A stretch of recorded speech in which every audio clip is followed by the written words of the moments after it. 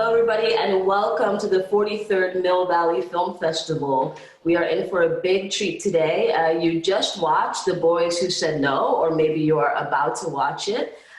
We have today with us David Harris and Judith Ehrlich. I was wondering, I'm going to jump in right to it because I'm extremely excited to talk to the both of you.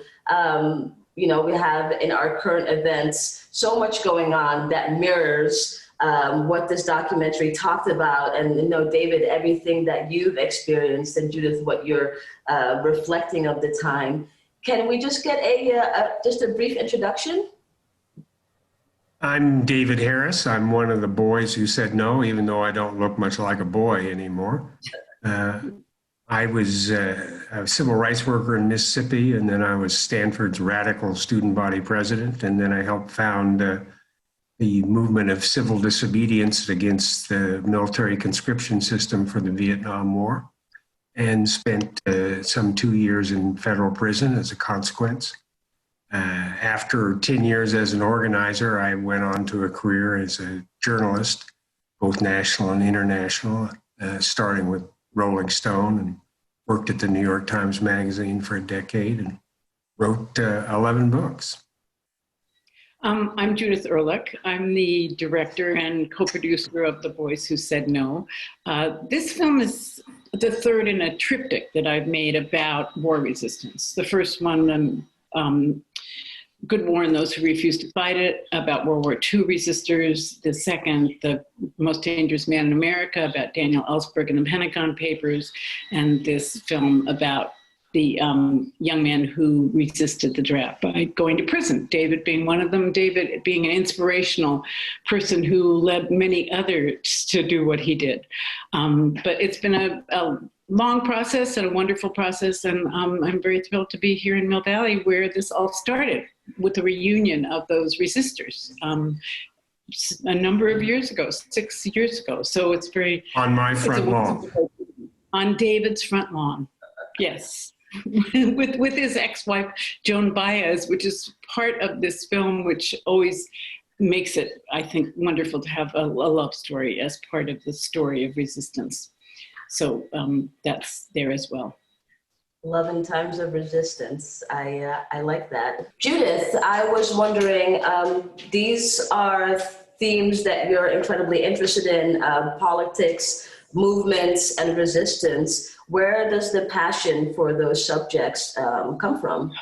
Well, I was at Berkeley in the 60s. I was a student of political theory and social change, and it's been sort of my passion. I'm now about to be part of a reunion of the Center for Conscience and War, which was I was on the board of the Central Committee for Conscientious Objectors for 10 years and been involved in this issue for most of my life, along with the death penalty, which has been another issue I've been heavily involved with. But yeah, I think that the idea of involuntary conscription is something that I was very much opposed to at the time. And what's so great about this film, in my mind, is that here is an example of a movement that stayed nonviolent and actually changed policy and ended the draft permanently in the United States. So it's there's not too many movements that can point to something like that as a real success, especially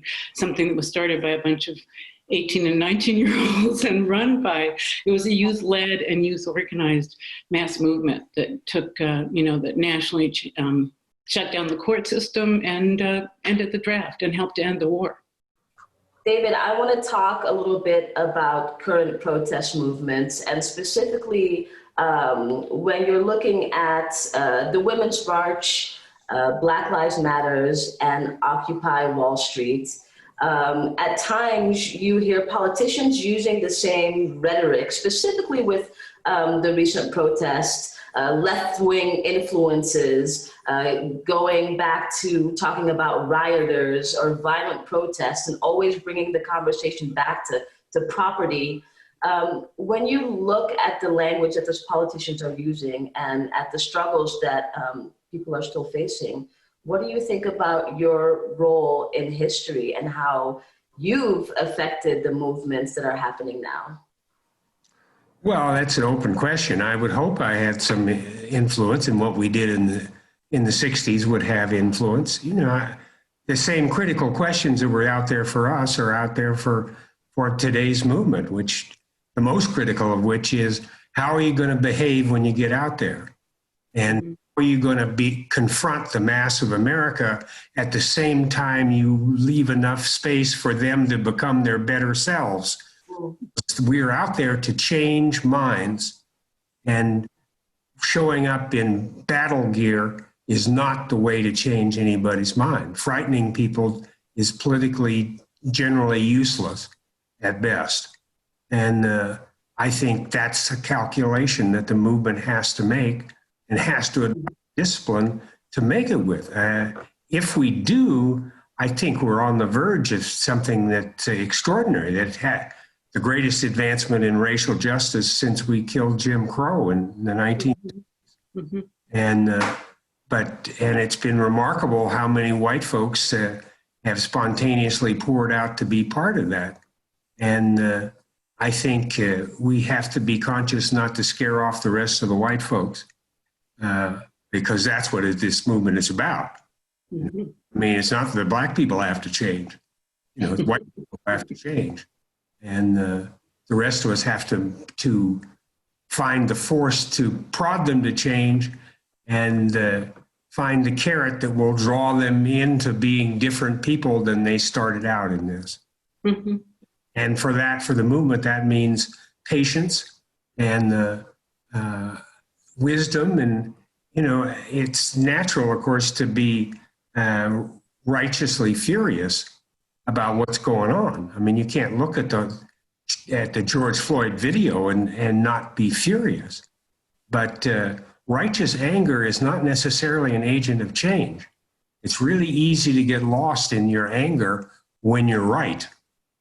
Mm-hmm. It can be a dangerous combination, and you end up giving yourself permission to do whatever you feel like doing, and then you end up with your knee on somebody else's neck, and ipso facto, you've become the thing that you abhor, which is what we don't want to see happen.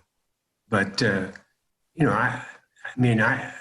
I'm on the sidelines. I'm an old man with a couple cancers going on. And so I'm simply an observer looking from afar. But I think it's an extraordinary opportunity, and it's been an incredibly impressive display. But I think the danger in the immediate moment is that our behavior turns out to be a campaign ad for Donald Trump. Beware the unintended consequence. That's what happened to us in 1968, where, unwilling to give up our threatening posture, we became tools of Richard Nixon's election, and helped become president of the United States, even though that was the last thing we wanted. Good point. When you look at the role of the establishment in current political conflicts with the collective, the people, are you disappointed that it kind of feels like people are still having the same concerns, the same questions, facing some of the same type of, albeit different oppressions, but kind of in the same theme? How does that make you feel, knowing how hard you fought and struggled to be heard? Well, believe me, I was hoping this was all over in 1970. I think, particularly for people in power, it's hard for them to let loose their grip, and hard for them to see the world through the eyes of people who don't have power and are wanting to get some. But that's where our patience comes in. These guys are not going to roll over. And the leverage we have, of course, is not expecting transformation from the politicians. The leverage we have is getting transformation on the base of the movement, and that transformation builds increasing pressure and leverage on the powers that be. We need to take advantage of that leverage when we have it. And so, in some places, I think it's time to not only to demonstrate, but to step into the civic process and start engaging in reorganizing the police and fighting the fight there as well as in the street. And I mean fighting the fight in a figurative sense. I think nobody should go out in the street and fight in any other way. Mm-hmm. You know, one of the things that I think is unique about the film is I love in the conversation between you and Mark Rudd, David, that the idea of this former head of one of the heads of the Weather Underground, talking about the conflict between violence and nonviolence. And what he said really stuck with me, that the nonviolence is the greatest gift of the 20th century. And I think that is something that is very front and center in this film and in the movement that you helped to build, and that I hope comes through with the film, and something that is really important now, because it's, as he said, the cops know how to deal with violence. It's the nonviolence that really changes people's minds and hearts and does make a difference. But the violence just brings on more. Our goal is to transform everybody we have contact with, including the police. Yeah. And everybody is going to join our movement. It has to be our mindset.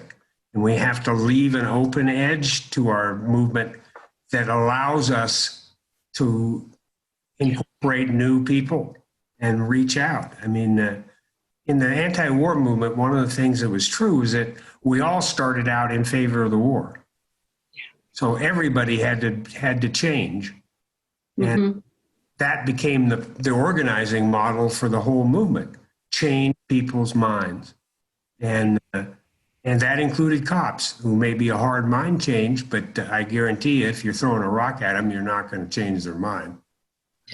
That's what it was such a amazing coincidence, whatever, this moment where there were so many current images of the cops and resistors, giving each other, touching each other, being, arms around each other, that hadn't happened before, really, that I can remember that many visuals of that. So we were able to end the film with that story, with really that, people making amends and being on the same side. And that's, and the fact that this is really, when we did The Most Dangerous Man in America, there hadn't been a whistleblower, a really outspoken whistleblower, obvious, for the 40 years since Dan had released the Pentagon Papers. And then Julian Assange suddenly appeared on the horizon as we were releasing the film. And this time, it's like, luckily, before we finished the film, this whole new energetic movement, which has the feeling like it's going to keep going in the way that the anti-war movement kept going. For the first time, I really feel like there's, going to be a new civil rights movement that's built out of Black Lives Matter. And it's exciting. It's a great time to be putting this film out. I think what I'm wondering is, when you're talking about the importance for nonviolence, it's really interesting because we're talking about this subject through the perspective of, a form of media, documentary film.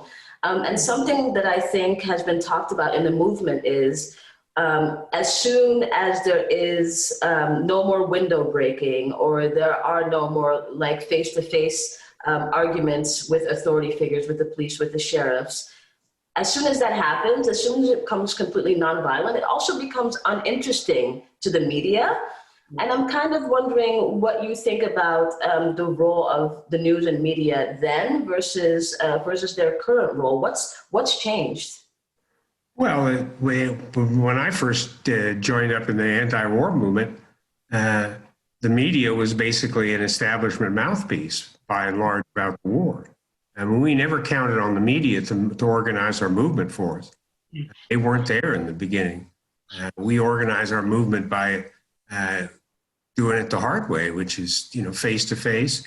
We would go onto a campus. We had a guy who could sing and had a guitar, who would stand up on something and start singing and get a few people there. And then I'd jump up and say, "Okay, folks, here we go." So, you know, we went from campus to campus to campus trying to find people who were prepared to put it on the line and, you know, risk up to 5 years in prison in order to up the ante on the government around the war. And so the media was no help in that. And I mean, the media took on a more activist role in the last years of the war. And then, of course, jumped into its full-fledged self in the Watergate crisis that came after the war. But for our movement, we never counted on the media. You know, we'd try and get on some talk shows to talk about what we were up to, or if we could get a story, that would be great. But we were not cultural figures as far as the press was concerned. We were a bunch of scruffy potential traitors were breaking away from the proper order of things. So you can't count on the press to organize your movement, and they are going to, they are going to look for the most outrageous things they can find. But you did make the cover of Look magazine, which was a big, big deal in those days, from prison with your baby and Joan. And I think that kind of, there were examples of the media. Well, the press, we organized a lot of people, and one of the things we organized was the press. Yeah. And increasingly, the press became far more open on the question of war and anti-war than they had started. And ultimately became a kind of progressive force after a fashion. Yeah. I think drama, you want drama? The Birmingham, Alabama, and they turned the dogs loose on the children. I mean, there was no violence in that. Nobody was breaking any windows. You talk about an effective statement, that quivered all throughout that country, which was a very different country than the one we're living in now. Mm-hmm. I grew up in essentially one of the most segregated cities in the country, and I was in California, in Fresno. There was there were 5 high schools, 4 of which were white and 1 of which was black, and the black people lived on the west side of the tracks, and that was it. Mm-hmm. I played Little League baseball on the west side of the track, so I was one of the few amongst my peers who ever had any contact with black people. That was a long time ago, and things have become very, very different. We haven't reached the success point, but people's sacrifice throughout all those years made an incredible difference, and it changed people's hearts. Thank you. I'm wondering, a study came out last week that said 2/3 of millennials don't know what the Holocaust is in detail. They, in recent polls, could not identify what Auschwitz was or identify another concentration camp during the Second World War. 4 in 10 millennials don't know that 6 million Jews were killed in the Holocaust. Yeah. Shame on them. Making historical documentaries may be really important. I mean, it's getting to get people to watch them.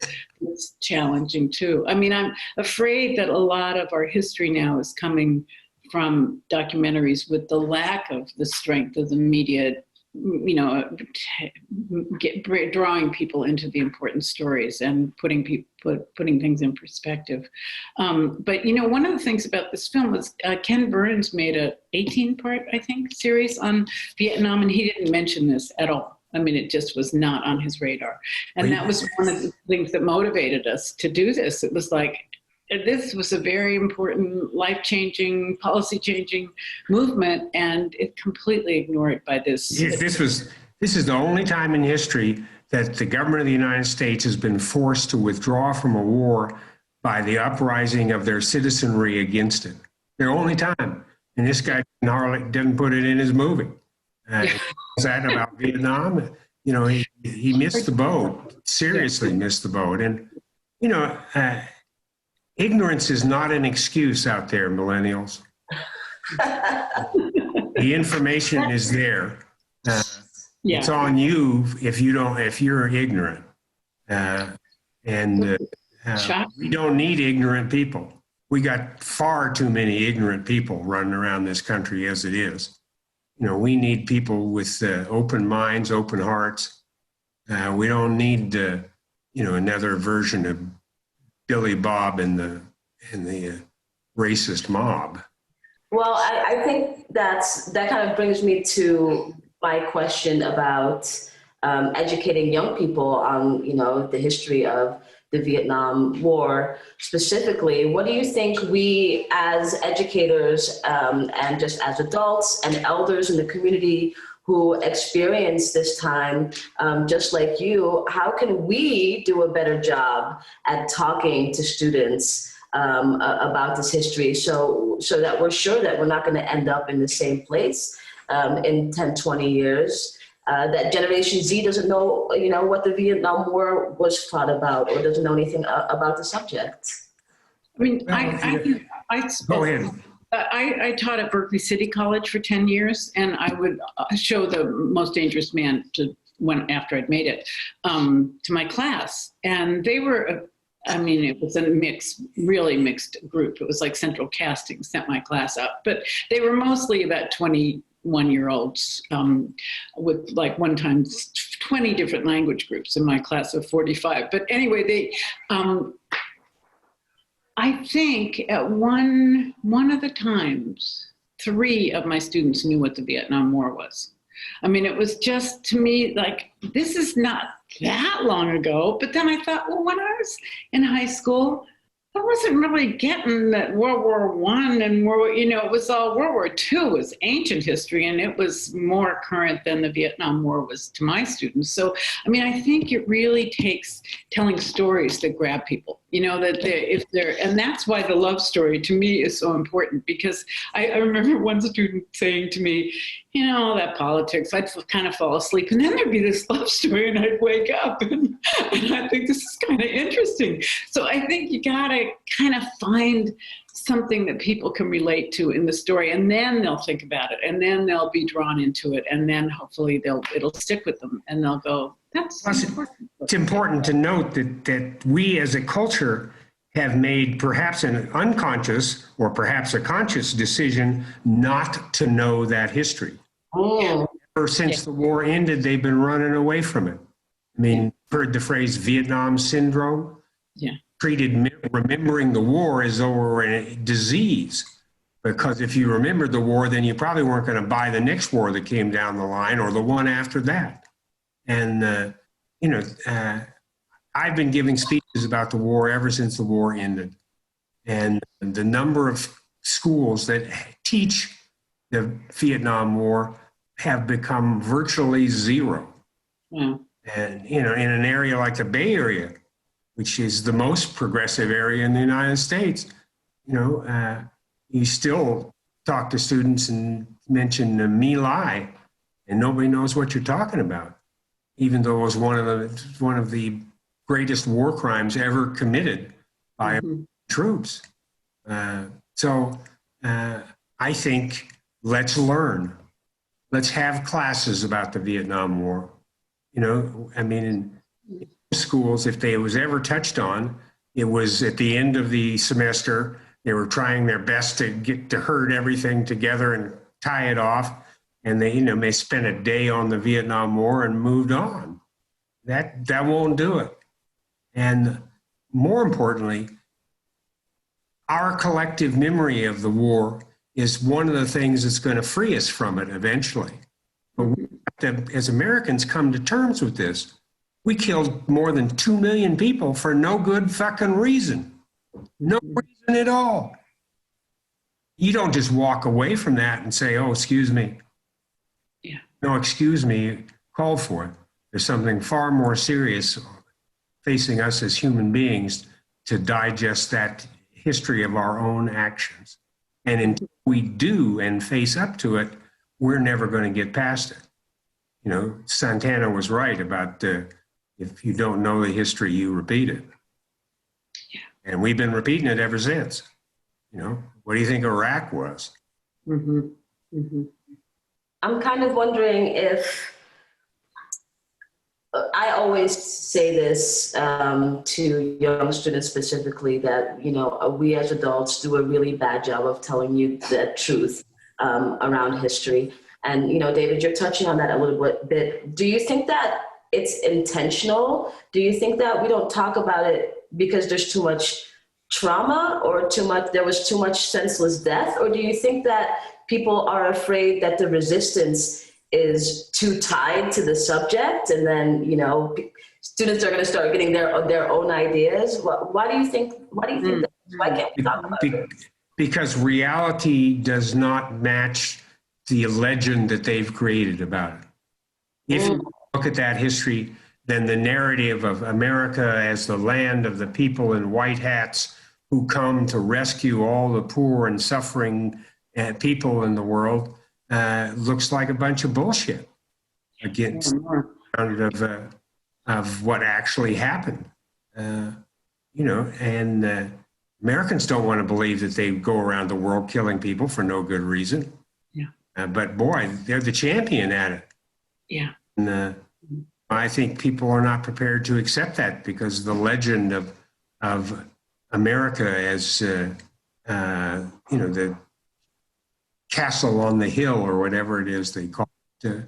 Also, don't you think, David, that the people are stuck in there where they were in 1975? I mean, if you thought that we were on the right side during the war, you still think so. And I think there's a lot of people don't want to upset that little scab that's still sitting there about that. I mean, I went to my high school reunion, and this guy came up and put his arms around me and said, "Hey, Judy, so good to see you." He was wearing a handmade vest with big letters that said, "Jane Fonda is a traitor and a communist." And I thought, whoa, I don't remember who this guy is, but some things just don't die that quickly, and people are still in that box to a large extent. People in our generation who aren't. Well, in the last years of the war, it was a real question of how we were going to look at this. And in the informal processes of the culture, what was landed on was the word mistake. Everybody could sign on, okay, the war was a mistake. Some think it was a mistake because we didn't eradicate we didn't win. Had the opportunity.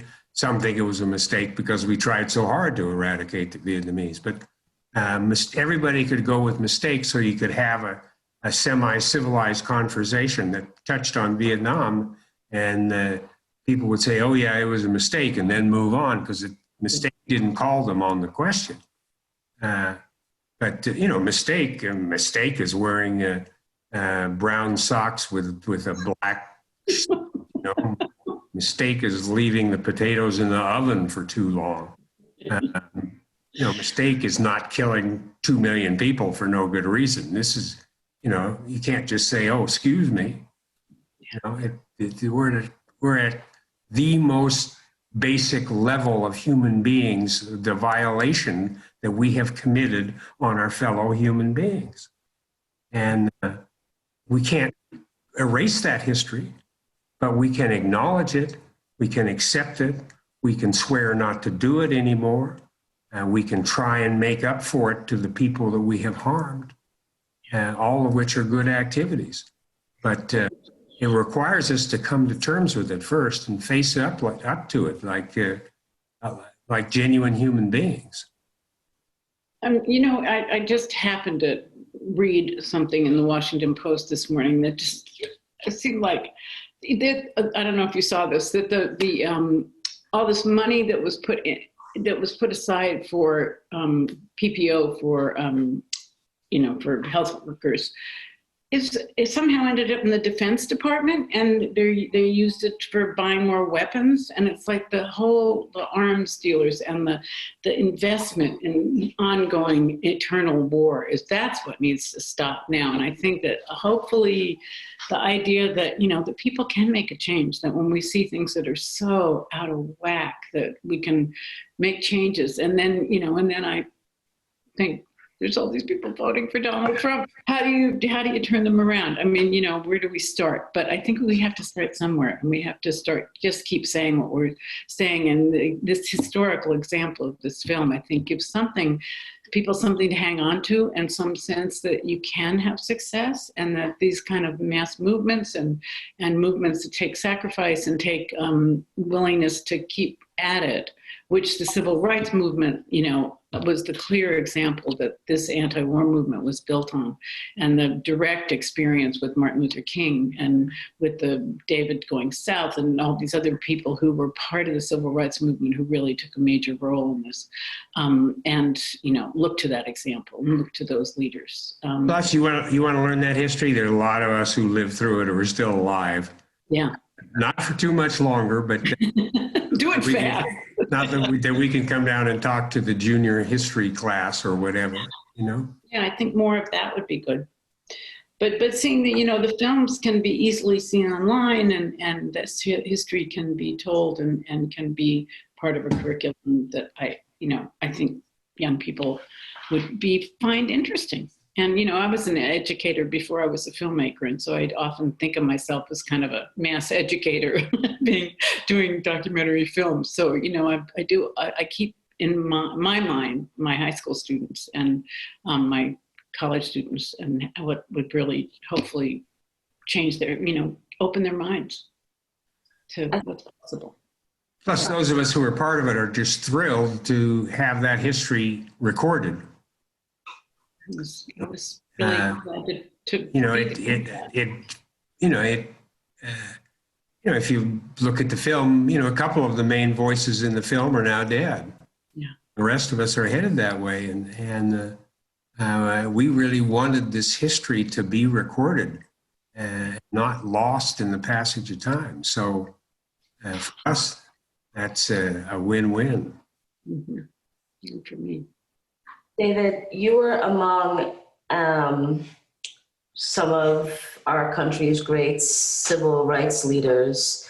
Can you give us a bit of a lesson here in sharing what was one of the things you took away from them, something you remember that has stayed with you, that talks about moving away from power towards collective and community care? Well, you know, it's not quite on that mark, but close. I remember from when I was in Mississippi, there was a 70-year-old woman in one of the towns in the county where I was assigned, and who walked into the registrar of voters office, said, "I want to register to vote." They arrested her, threw her in jail, tortured her with an electric cattle prod, and then released her. And she walked out of the jail, down the street to the registrar of voters office, walked in and said, "I want to register to vote." I mean, the greatest lesson for me was just the experience of the courage of these basically unknown people. There was no fame, there was no mention in history books for people like that. But when it got down to where people lived and their willingness to stand up with dignity, that was an incredible inspiration. And, you know, it's what I remember best from my, you know, very minor role in the civil rights movement. But it was an inspiration that lived on and on and on. And so, I mean, I felt if you look at the 60s, all the movements that came along in the 60s all had their roots in the Mississippi Project in 1963 and 64 and 65. One of the things we tried to do with the film is balance it between the unknown people and who had the courage to stand up, and the known people who are great for getting people to watch the film. It's like, yeah, who doesn't want to watch Muhammad Ali and Martin Luther King and Joan Baez, et cetera, et cetera. But this story goes way beyond that, to the 4,000 people who went to prison and the really probably 500,000 people who in one way or the other resisted the draft. Those numbers are a little slippery, but that's kind of the number we fall back to. So, it's both. It's the courage of the Jeff Fishmans, who are this very, very shy, quiet guy who was handed a flyer at the LA Resistance, coming off the bus to be going to the induction center, handed a flyer and refused to step over the line, sort of with no sense that he was going to do that when he walked in there, and then became part of the resistance. And later, actually, there's so many stories we couldn't tell. It would take hours and hours, but Jeff then became part of a guinea pig experiment at Letterman Hospital, where he was not in a cast, but unable to move for 6 months, flat on his back. They were experimenting to see how, it had to do with the NASA and astronauts and what would happen with with weightlessness. But it was very bad for his health. The guys who had been doing the experiment, who were taken from San Quentin, had been in body casts, but with the COs, with the resistors, they just put them in, just made them stay in bed, flat on their backs for months. And he was a volunteer. So, that kind of courage, that kind of willingness to sacrifice for the common good is a big part of the story, I think. And part of the larger message for a movement is that your behavior makes space for other people to behave the same way. Part of what we were about in the draft resistance movement was making options for people. Mm-hmm. 1964, the idea that somebody would commit civil disobedience against conscription was virtually non-existent. And we went out and started resisting. And each time we did it, it made space for other people to do it and made option in people's lives that wasn't there before. So it's important to remember, you make options. And when you organize, it's never a clear, straight line. You're working inside a pinball machine. Everything you do bounces 4 or 5 times before it hits on something. Mm-hmm. Mm-hmm. That requires a kind of devotion and relentlessness that you'd like to be able to just push the button and everything changes, but it doesn't work that way. David, could I ask you a question? Did you all actually really think you were going to end the draft? We thought we wanted to end the draft, and we thought we could, but the rest of the time we were just too busy trying to put one foot in front of the other to say, okay, we're going to do this. But that was our target. The idea was to deny the government the army that it needed to fight the war. It was our goal, which was, of course, an enormous one for a bunch of 19-year-old lawmakers, trying to take on the most powerful force in the world. But we believed we could do it, and that to get to that goal, it's the roadmap is written. You got to go small before you go big. Mm-hmm. Mm-hmm. Our persistence made things get big. And eventually, conscription became an unsupportable political burden on the government. Mm-hmm. And they had to get themselves out from under it because it was the leverage we had on their war policy. And we maximized it as much as we could. And, by 1968, the federal court system could not process all the violators of the Selective Service Act. They had to be selective about it. So that most of the people who committed civil disobedience never heard anything from the government. Mm. If they wanted to prosecute everybody who had violated the law in Northern California, they would have had to shut the court system down and do nothing but draft cases for 2 years. And, the idea of throwing yourself on the body of the machine, on the cogs of the machine, works, and we meant to overwhelm it. And, by 1971, the government was having to draft 3 people to get 1 into the military. So the system was disintegrating under our pressure. I think that's really incredible, like the realization that you're really, and you know, what's shown in the movie is just a group of young people who, did you know you were gonna help end the draft? That's what you wanted to do. When you think about, I've had the opportunity to have some conversations with Erica Huggins through film. She talks about the Panthers. You know, they were just a group of 18, 19 to 23-year-old kids who, you know, felt they were going to change the world. And young people do draw on kind of romanticized versions kind of the resistance. And I'm just so happy that we have this film as a resource to help guide us through the facts. I feel like I could continue to talk to the both of you for a really long time, and I really hope that we get the chance to chat again. I want to end this conversation with a lighter question.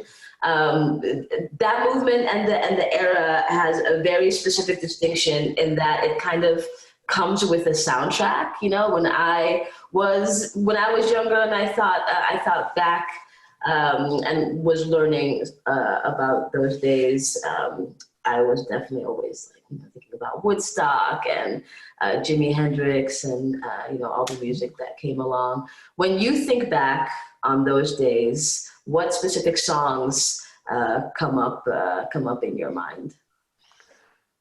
Well, music test, okay. This little light of mine, I'm gonna let it shine. This little light of mine, I'm gonna let it shine. The movement began with all those black church songs, and went on.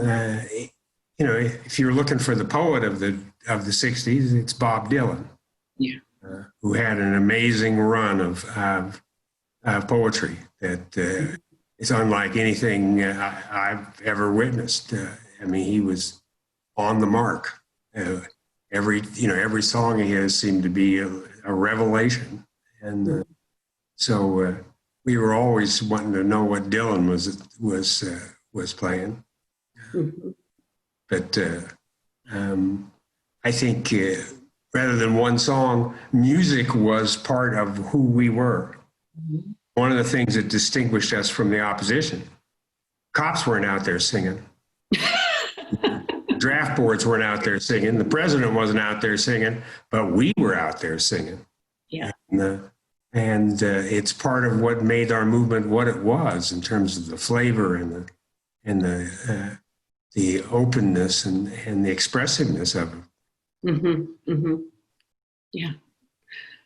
Agreed. If I had to pick, I think Marvin Gaye was, to me, somebody that really, that was the anthems of the anti-war anthems of his making were really impressive. And Joan Baez, I have to admit, still remember the first time I heard Joan Baez and just went, what was that? And her versions of the Dylan songs are still the ones that I think I come back to from that period.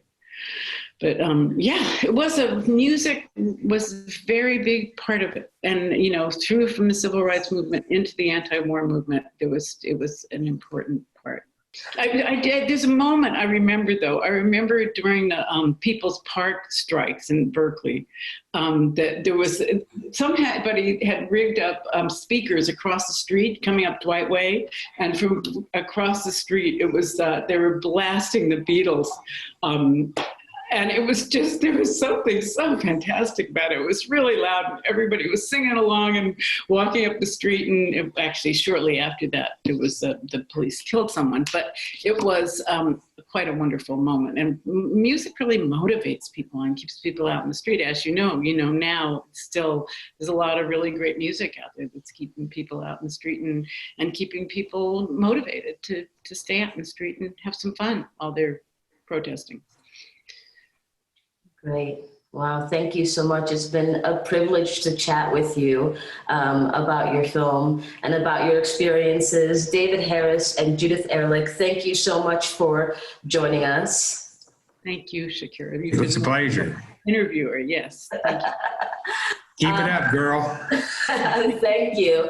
And a thank you for joining us, our Mill Valley Film Festival audience. This is our 43rd year, and we find ourselves in an extremely unique situation. But please check out the rest of our catalog, support the Institute, because all we're here to do is provide you with documentaries and films that make you think.